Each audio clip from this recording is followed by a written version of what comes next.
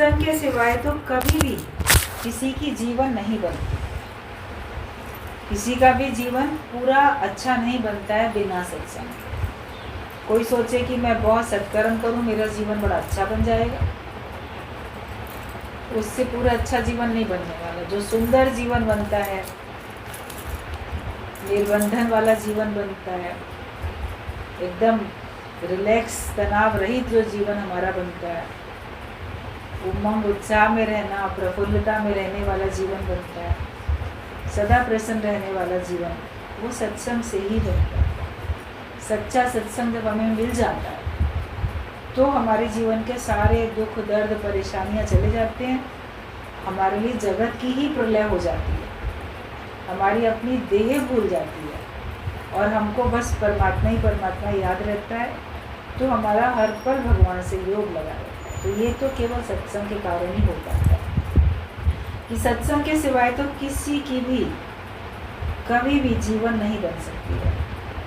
पहले तो हर एक फायदे के लिए सत्संग में आता है, परंतु आते आते गुरु से प्रीत बढ़ जाती है और उसी प्रीत से प्रतीति भी हो जाती है।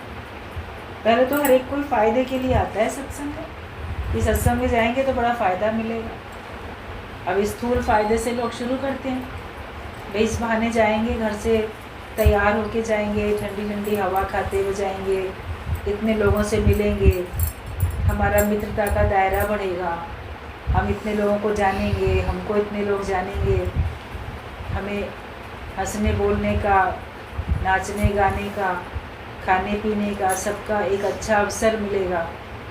तो ये बाहर का फ़ायदा होता है कि हम खुश रहना सीख जाएंगे, या जो घर के झंझट हैं, डेली रूटीन, हर एक की लाइफ जो थी उससे बोर हो जाता है व्यक्ति, तो मनोरंजन हो जाएगा।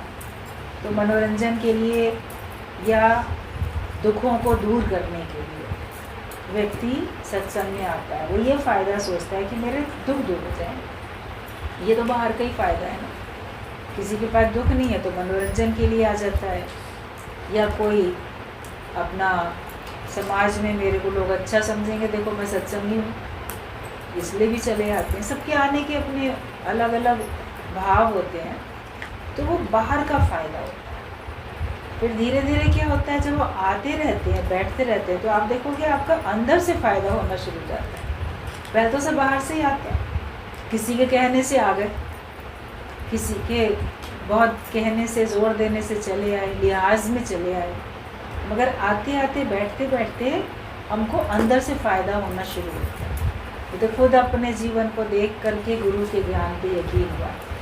आप अपने जीवन को देखते हो तो आपके जीवन में कितना परिवर्तन दिखता है, आपके अपने जीवन में कितनी प्रसन्नता, खुशी दिखती है। तो देखते हो कि ज्ञान कितना अच्छा है, ज्ञान हमको कितनी बातों से बचा के बैठा है। संसार में तो बिना आग जले संसार है, हमको जलती हुई इस आग से गुरु ने बचा लिया अपना ज्ञान दे के, शीतल छाया में बिठा लिया। और हमारी नॉलेज बढ़ती है, जो हमको अपने धर्म के प्रति पता नहीं था, शास्त्रों के बारे में नहीं जानते थे, उनमें क्या वर्णन है, क्या लिखा है, उसका पता नहीं था, तो हमारा ज्ञान बढ़ रहा है, हमारे को जानकारी मिल रही है। ये सब फायदे होते हैं ना। और साथ साथ आप देखते हो आपके अंदर के दुर्गुण चले जा रहे हैं, आपके अंदर की जो दोष वाली दृष्टि थी वो चली जा रही है। आपको अंदर में लगने लगेगा कि अब मेरे अंदर सद्गुण प्रकट हो रहे हैं और मेरे जो दोष हैं वो कम होते जा रहे, ख़त्म हो रहे हैं। अब मैं गलत आदतों में नहीं पड़ता, अब मैं अपने अंदर में अच्छी हैबिट ला रहा हूँ। सत्संग के आने से ही होता है। आपको सवेरे जल्दी उठना पड़ता है, वरना देर तक सोने की तो गंदी आदत थी लोगों की। देर तक सो रहे हैं, उठेंगे नहीं। उनको निद्रा आनंद पता था, लेटे रहने में, पड़े रहने में बड़ा आनंद है। नींद खुल भी जाए तो भी बिस्तर नहीं छोड़ते, उसी में आनंद मिल रहा है। बोले संसार में लोग निद्रा आनंद और भोजनानंद और निद्रानंद में पड़े हुए, लेकिन आत्मानंद में, ब्रह्म आनंद में तो कोई जानते ही नहीं था कि कैसे जाएंगे। यहाँ आके आपको आत्मानंद का, ब्रह्मानंद का पता चलता है। अब निद्रा का आनंद आपको नहीं भाएगा, भोजन का आनंद भी नहीं भाएगा, आपको तो ज्ञान का भोजन ही अच्छा लगेगा।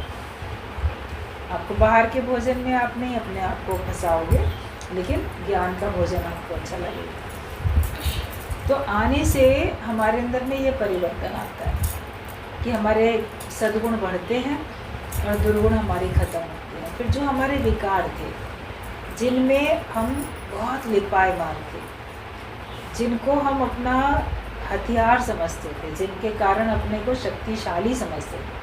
सोचो, मनुष्य अपने विकारों के कारण ही अपने को शक्तिशाली समझता है। उन्हीं का सहारा लेके संसार में चलता है। कहीं कामना का इस्तेमाल करेगा, कहीं क्रोध का करेगा, कहीं लोभ का, कहीं मोह का, कहीं अहंकार का। ये तो हमारे पास होना ही चाहिए, हथियार है ये हमारे। इनका सहारा लेके हम संसार में माया को भी प्राप्त करते हैं, लोगों के आगे शासन भी करते हैं और अपना बचाव भी करते हैं और खुश भी रहते हैं। अपनी प्रसन्नता अपने विकारों के कारण से लोग महसूस करते हैं। कामना पूरी हो रही है, बड़े खुश हैं। क्रोध से फ़ायदा पड़ रहा है, दूसरा भयभीत हो रहा है आपसे, आप बड़े खुश हो। लोभ रखने से बड़ा आनंद आ रहा है, खूब धन मिल रहा है। लोभ लालच करने से पैसा आपका इकट्ठा हो रहा है। मोह में भी बड़ा आनंद आता है। और अहंकार करके चलते हैं, श्रेष्ठता में मैं अहंकार करके चलता हूँ, उसमें भी अपने को बड़ा खुश महसूस करते हैं। तो अपने को प्रसन्न करने के लिए विकारों का अधिकार लेके चलते थे, अपने को बलशाली महसूस करने के लिए विकारों का अधिकार लेके चलते, उन्हीं का सहारा। लेकिन अब आपको लगेगा कि मेरे विकार छूट जाएं तो अच्छा है। ये मुझे बांधते हैं जगत में और ये मुझे दूर करते हैं परमात्मा से। ज्ञान में आने के बाद हमको ये चाह उत्पन्न होती है, मुझे चाह साध के साथ कि मैं इसी जन्म में मुक्त हो जाऊँ। ये सब अंदर के फायदे पड़ने शुरू हो जाते हैं। हम अपने को मुक्त करने के लिए मेहनत करते हैं। बाहर से भी बंधन रहित होते हैं और अंदर से बंधन रहित होते हैं। संसार में तो अंदर के बंधन किसी को पता ही नहीं, बाहर के बंधनों से छुटकारा पाने की कोशिश करते हैं। कोई मेरे ऊपर ना शासन ना करे, कोई मेरे को अपने ऑर्डर में हुक्म में चलाए नहीं, मैं क्यों किसी की बात मानूं। तो आप अपने को ऐसा बना लेते थे कि कोई आपसे नहीं कुछ कहता था, अपनी मन मर्जी के आप मालिक बन के चल रहे हो, लेकिन अंदर से आप बंधे हुए हो, इच्छाओं के गुलाम, आदतों के गुलाम। गुरुजी बोलते थे एक चाय का गुलाम व्यक्ति बन जाता है, एक सिगरेट का गुलाम बन जाता है, गुटखा, तंबाकू, कोई भी चीज़ का आदत का गुलाम, खाने पीने की चीज़ हो या कोई और प्रकार की हैबिट हो, उसका गुलाम बन जाता है। उसके बिना उसको बड़ी परेशानी होने लगती। एक बार बात बताई जा रही थी, एक दृष्टांत, तो उसमें एक बहुत काबिल होशियार वकील था। वो सब मुकदमे जीत लिया करता था, लेकिन उसको एक क्या आदत थी कि जिस समय वो कोर्ट में जाके बैठकर खड़ा होता था अपना सब करने के लिए, तो उसको अपने कोट का ऊपर का बटन पकड़ के बटन घुमाने की वजह से वो टच करता रहता था बटन। तो वो उसकी आदत थी।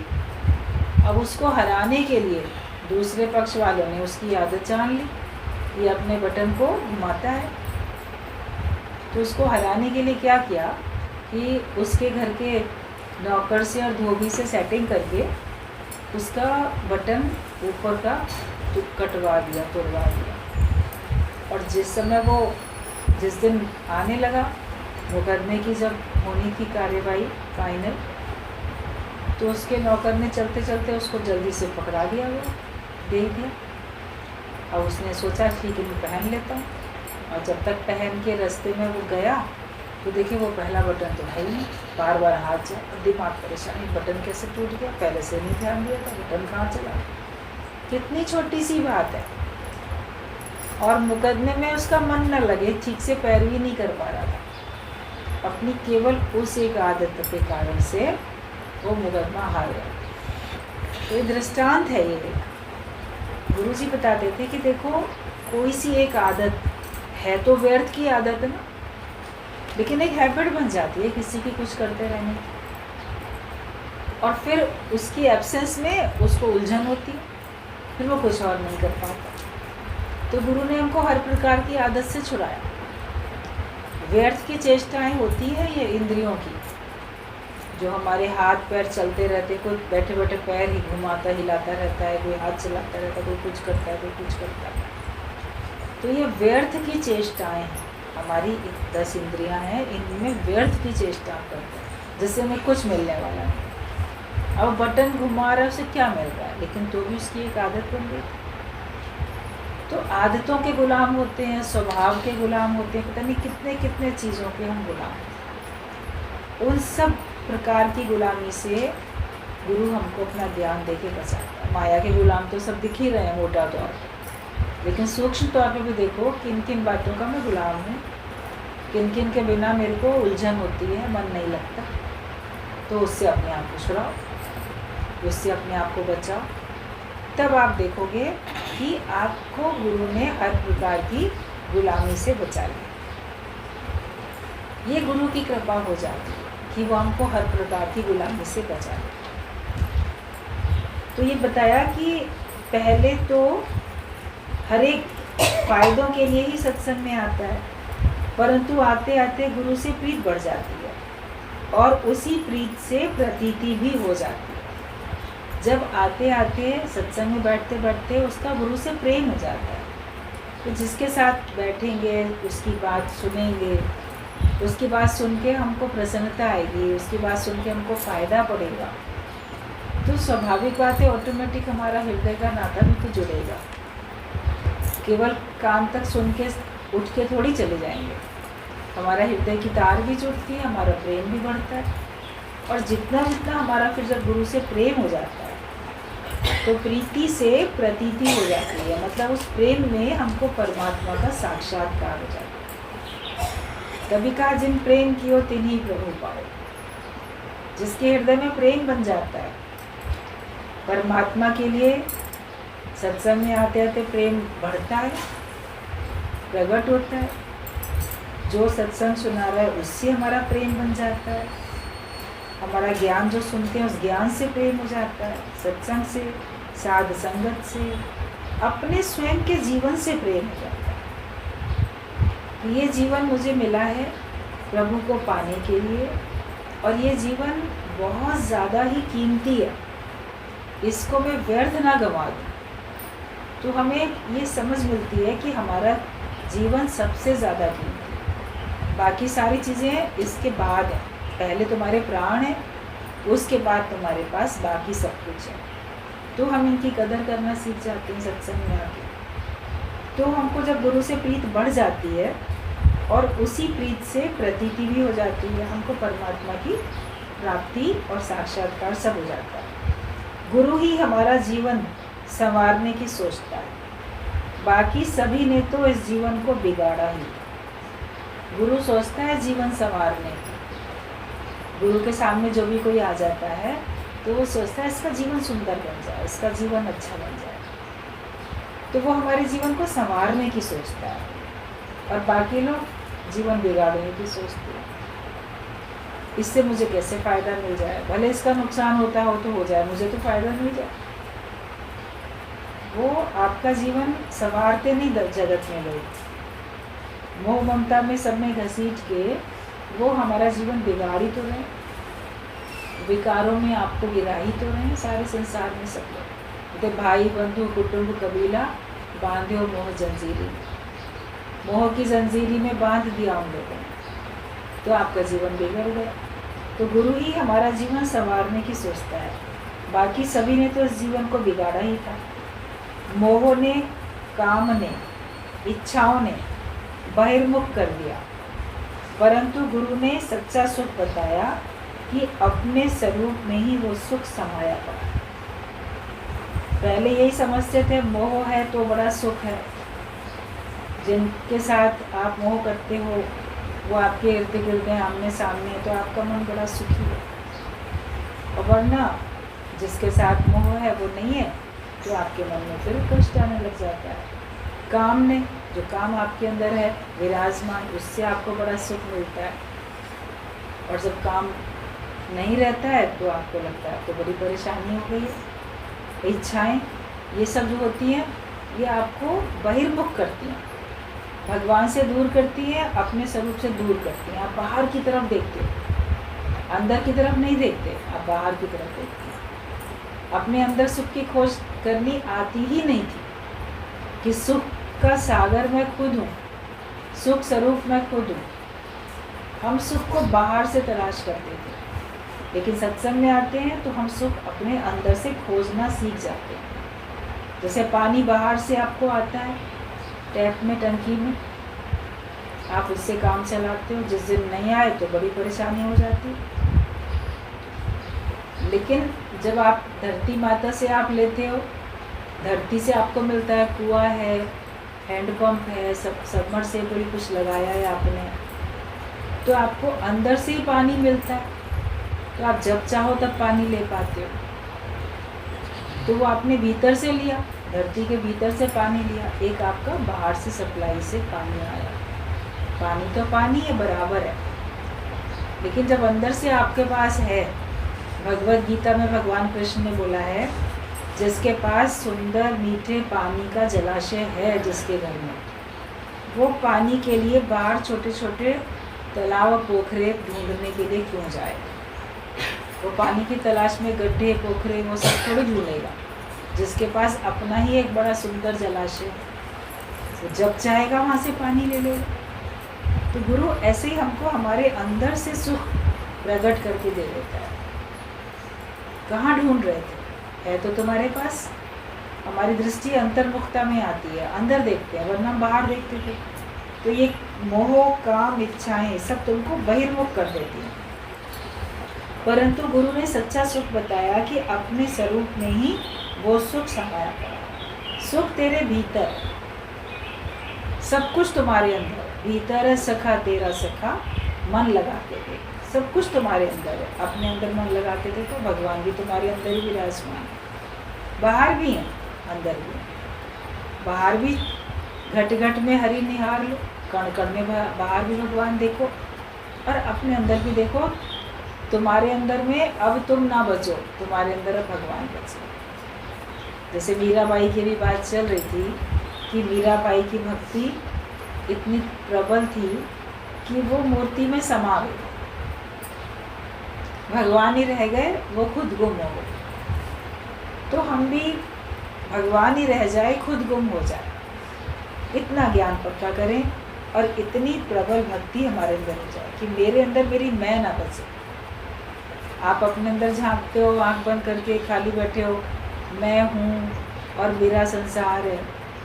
लेकिन जो मैं हूँ जो सोच रहा है, वो जैसे मीराबाई मूर्ति में समा गई, ऐसे हम भी भगवान में समा जाए। जब तुम देखो अपने अंदर में कि मैं हूँ, तो बोलो नहीं मैं कहाँ हूँ, मैं तो भगवान में लीन हो चुका हूँ।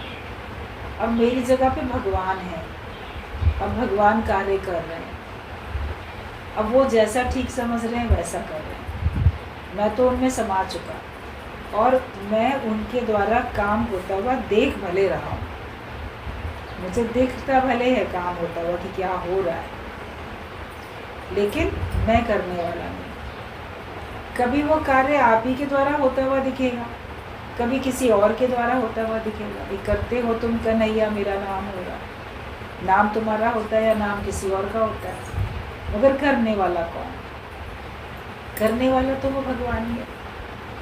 जब भक्ति इतनी प्रबल हो जाएगी जिसमें तुम गुम हो जाओ, तो समझो तुम्हारी भक्ति की पराकाष्ठा है और उस भक्ति से तुमको परमात्मा की प्राप्ति हो गई। तो सच्चा सुख तुम्हारे अपने अंदर है। विष निकाले या अमृत निकाले, डूब कर था अपनी लगा ले। तू ही शिव का दुलारा, ढूंढता है तू किसका सहारा। तुम्हारे अंदर विष भी है, तुम्हारे अंदर अमृत भी है। ज्ञान के विचार रखो, भगवत भाव रखो, तो तुम्हें अमृत तुल्य आनंद की प्राप्ति होगी, अमृत तुल्य तुमको सुख मिलेगा। और अंदर से तुम विष निकालो, विषयों का विष, जगत की बातों का विष, अज्ञानता का, माया का, अपने को देह मान के जो भी आपके मन में कष्ट आते हैं वो सब तुमको विष की तरीके से कष्ट देने वाले हो। जैसे विष अगर पान करो तो आपका प्राण अंत होना निश्चित, आपका नुकसान है, आपके प्राण चले जाएंगे। विष जो है वो मारने का काम करता है और अमृत हमको जीवन देने का काम करता है। मुर्दे पर भी अमृत छिड़क दिया तो वो अमर हो गया, दोबारा से उसमें प्राण आ गए। इस प्रकार की बातें आप लोग बहुत सुनते रहते। तो हम अपने अंदर में ज्ञान का अमृत भरें। ये ज्ञान के वचन ही है अमृत, जो कि हम मुर्दा दिल थे और हमारे ऊपर गुरु छिड़क देता है तो हमारे अंदर दोबारा से प्राण आ जाता है, जिससे हम फिर से जीवन जीने लग जाते हैं। और जगत की बातें, अज्ञानता की बातें विष की तरीके से, जो कि आपको पल पल मारने का काम करती रहती है। तो तुम्हारे अंदर विष भी है, तुम्हारे अंदर अमृत भी है। समुद्र में ही तो सब कुछ था। समुद्र मंथन हुआ तो पहले विष तो निकला, मगर मंथन करते रहे, बड़े सारे पदार्थ निकले अच्छे अच्छे, सुख देने वाले, माया के, आकर्षण वाले। लेकिन मंथन चलता रहा जब तक अमृत ना निकल आया। लक्ष्य तो अमृत पाने के लिए ही था ना। मंथन का लक्ष्य क्या था कि हम अमृत निकालेंगे। तो हम जो सत्संग में आते हैं, हमारा लक्ष्य होना चाहिए हम योग लगाएंगे, हम परमात्मा की प्राप्ति करेंगे।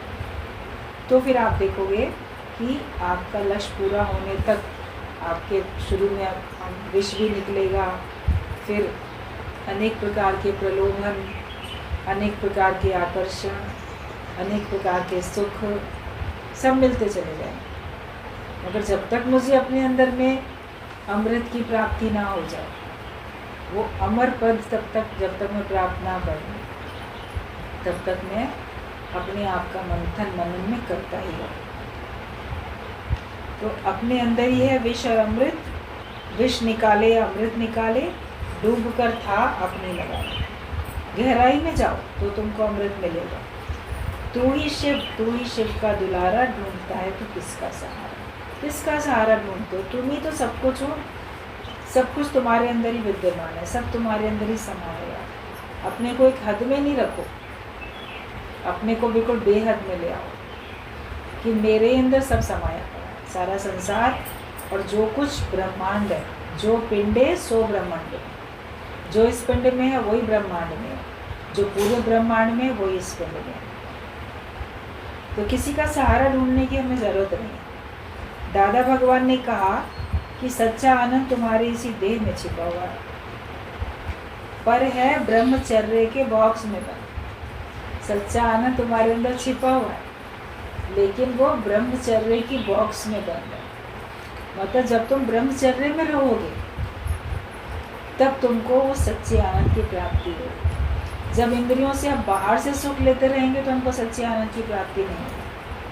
ब्रह्मचर्य का मतलब होता है इंद्रियों का संयम, सभी इंद्रियों का संयम। अपनी इंद्रियों से हम किसी दूसरे से या किसी पदार्थ से, कहीं बाहर से माया से सुख लेते हैं तो वो हमारा ब्रह्मचर्य नहीं है। लेकिन जब अपनी इंद्रियों को हम संयमित कर लेते हैं और अपने स्वयं ज्ञान के भाव से अपने आप को आनंदित महसूस करते हैं, वो ब्रह्मचर्य है। आप अपनी इंद्रियों का संयम करो, सभी इंद्रियों का, तो फिर आपको अपने अंदर से आनंद की प्राप्ति होगी। वरना अभी तक सुख लेने के लिए हम इंद्रियों की सहायता से, माया के पदार्थों से, मायावी लोगों से सुख लेते चले आ रहे। वो सब छोड़ दो, कर सकल द्वार बंद। बाहर से सारे द्वार बंद करो, बाहर से कुछ भी लेने की जरूरत नहीं। अंतःकरण में तुमको ज्ञान की जोत जलाना। समाधि लगा के देखो, जब सारे द्वार बंद करोगे तो आप समाधि की स्थिति में आओगे तो आपको अपने अंदर से वो ज्ञान का प्रकाश, अंदर से वो आनंद प्रकट होता हुआ महसूस होगा। जो भी साधु संत ऋषि मुनि योगी होते हैं, तपस्वी, वो साधना करते हैं और अपने अंदर से उस सत्ता को, शक्ति को प्रकट कर लेते हैं। और वो इतनी प्रकट होती है जो उसको शक्तिशाली बनाती है और जिसका प्रभाव दूर दूर तक पड़ता है, जिसको बाकी लोग भी महसूस करते हैं कि इनके अंदर बड़ी शक्ति है, इनके अंदर बहुत तेज है, जैसे हमारे अंदर की शक्ति जब प्रकट होती है तो उस व्यक्ति के चेहरे पे तेज दिखाई देता है, जैसे कि एक अलौकिक आभा दिखती है कि हाँ कुछ इनमें ऐसी शक्ति है, दिव्य शक्ति, वो औरों को महसूस होती है। तो उसकी वजह से वो लोग उससे प्रभावित होते हैं और उसका प्रभाव दूसरों पर पड़ता है, उसको लोग महान समझने लगते उस कारण से। तो वो आप अपने अंदर से प्रकट कर सकते हैं बिना किसी बाहर की चीज़ का सहारा लिए।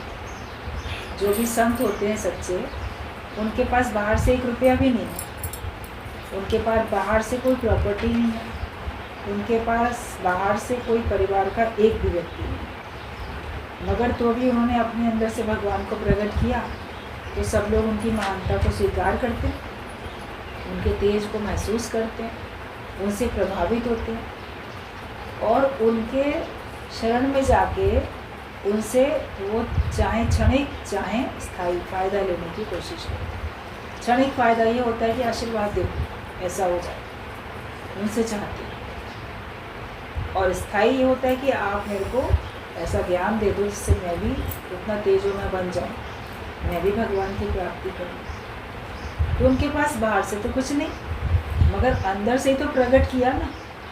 तो वही गुरु हमको अंदर से प्रकट कराने के लिए ये ब्रह्म ज्ञान हमको रोज़ रोज़ दे रहे हैं।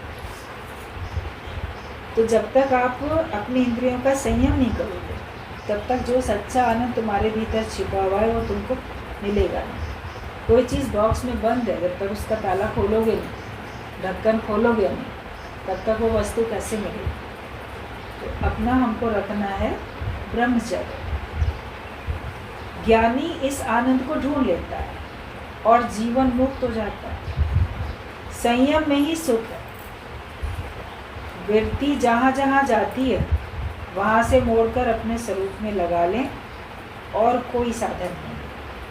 सर्व में आत्मभाव हो जाए, सबको अपना आप करके देखो, किसी में भेदभाव नहीं रहना चाहिए, ये तेरा, ये मेरा, ये अपना, ये पराया।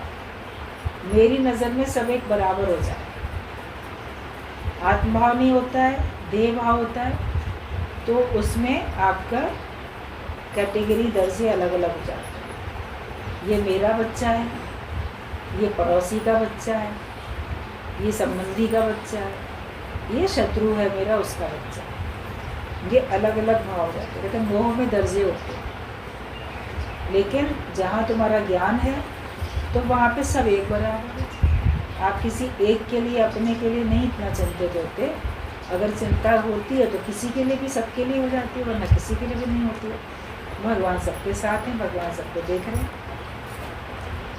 तो अपनी वृत्ति जहाँ जहाँ जाए वहाँ से मोड़कर अपने स्वरूप में हम लगा दें, और कोई साधन नहीं है। मन जहाँ जाए वहाँ से मोड़ के वापस अपने आत्मा में लगाओ, वापस भगवान में लगाओ।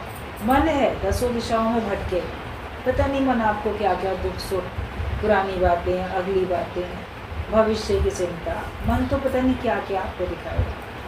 भले वो जाएगा, लेकिन उसकी लगाम तुम्हारे हाथ में होनी चाहिए कि तुम उसको खींच के वापस अपने स्वरूप में लाओ। ये पुरुषार्थ है, ये अभ्यास है। इसी से तुम्हारे को परमात्मा की प्राप्ति होती है, आवागमन के चक्कर से छुटकारा मिलता है, और कोई साधन नहीं है। और सर्व में आत्मभाव हो जाए, सब में अपना आप करके देखो। कृष्ण ने, क्राइस्ट ने या राम ने जो कहा उसे तो कोई नहीं जानता है, लेकिन केवल धर्म के नाम से लड़ाई झगड़े करते रहे। आप देखो धर्म के नाम पे कितने लड़ाई झगड़े होते हैं।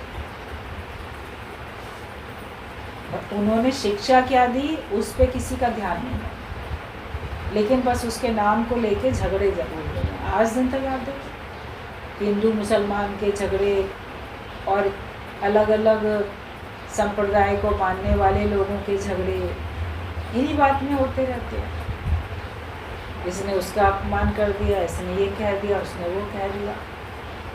मगर जिनके बारे में तुम बोल के झगड़ा करते हो, उन्होंने तुम लोगों के लिए क्या कहा? किसी ने उनके लिए कह दिया, लेकिन जिसके लिए कहा था उन्होंने अपने प्रवचन में, अपनी शिक्षाओं में तुम्हारे लिए क्या बात कही? कृष्ण ने क्या कहा था सब लोगों के लिए, राम ने क्या कहा था सबके लिए, गुरु नानक ने, क्राइस्ट ने, मोहम्मद साहब ने, जो भी जिस धर्म को मानने वाले भी, जो पीर पैगंबर अवतार जो भी हैं, उन्होंने क्या कहा था तुम लोगों के लिए, उसको तो पक्का करो ना। उसको पक्का करते नहीं, अब बाकी बातों में सब लड़ाई झगड़े में सबसे आ गए। क्योंकि कृष्ण ने, क्राइस्ट ने या राम ने जो कहा उसे तो कोई नहीं जानता, केवल धर्म के नाम से लड़ाई झगड़े करते रहते हैं। हम अपने स्वरूप में आ जाएं तो हर झगड़े से उड़ जाएंगे। अगर हम अपने को आत्मा जानेंगे, अपने को ब्रह्म जानेंगे, तो हर तरह के लड़ाई झगड़े से हम उठ जाएंगे। स्वधर्म अपना जानो कि तू कौन है, बाकी पर धर्म में नहीं जाओ, दूसरे के धर्म में नहीं जाओ, तुम अपने स्वधर्म को जानो। तुम्हारा जो कर्तव्य कर्म है उसको जानो, दूसरा का धर्म क्या है, दूसरे का क्या कर्म है, कर्म ही धर्म है। वो अपना धर्म निभाता है कि नहीं निभाता है, तुम तो अपना निभाओ, तुम्हारा जोर अपने आप पे। तो हम दूसरे के धर्म में नहीं जाएं, लेकिन हम अपने धर्म को जाने कि मैं कौन हूँ। शरीर का मिलन भी जब लिखा है तभी होगा। हुक्म अंदर हर कोई, बाहर हुक्म ना कोई। कौन कब मेरे पास मिलने आएगा, ये जब भगवान चाहेंगे तब होगा। हुक्म जब भगवान का होगा। गुरु हमारे घर कब आएंगे, हमारे घर सत्संग कब होगा, हमारे शहर में कब आएंगे गुरु, या हम फलानी जगह कब जाएंगे, हम अपने संबंधी से मिलने के लिए कब जा पाएंगे। तो ये जो होता है ना, शरीर से जो मिलना होगा, तो ये तो जब भगवान का हुक्म होगा तभी होगा। उसको तो भगवान के हुक्म पे छोड़ दो, लेकिन अंतरात्मा से तो तुम सबसे मिलके रहो। आत्मिक मिलन तो तुम्हारा हो जाए प्रत्येक के साथ। सब में आत्मभाव रखने से हमारा आत्मिक मिलन हो जाता है, और सब में आत्मभाव रखने से ही आपको परमात्मा का साक्षात्कार हो जाता है। तो हमें सब में आत्मिक भाव, बस एक यही काम हम लोग को सबको करना है।